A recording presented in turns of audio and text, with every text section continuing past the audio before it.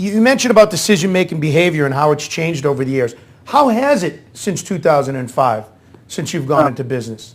Yeah, well, this is the big elephant in the room, and thanks for throwing me the softball. Yeah, this is the big elephant in the room. We've seen a tremendous paradigm shift in decision-making behavior over the last couple of years, and to make a long story short, human beings are inherently risk-averse. And throughout, our history and all the way back into, 1910, 1920, 1930, there was lots of research done on how peer-to-peer communication affected buying behavior. And, in marketers, we called it word of mouth. Word of mouth is the most powerful force in the universe, and it still is. But there's something that has changed in the last couple of years, which is, I'll use the word amplified that already existing behavior, and that is we've become completely networked.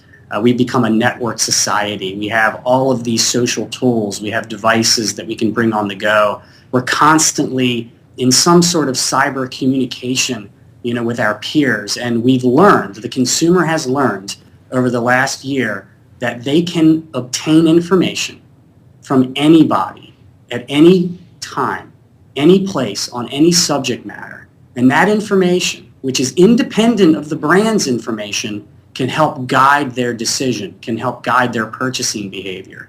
So brands are now faced with this huge challenge of all of these peer-to-peer connections, all of these conversations that are literally driving buying behavior, and the brands are on the outside looking in. And it's very, very difficult to engage that part of the web.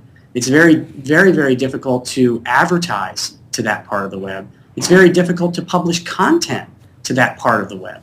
So all of the disciplines that we've had over the last 4 or 5 years, which were brands as publishers and content distribution and transparency and the loyalty, et cetera, are now moving into this place we call the conversation layer of the web, which is this independent layer. And the elephant in the room for all brands is that this has changed the way we buy. And ironically, the thing I find that's most ironic about it or most interesting about it is it's a core behavior we've always had.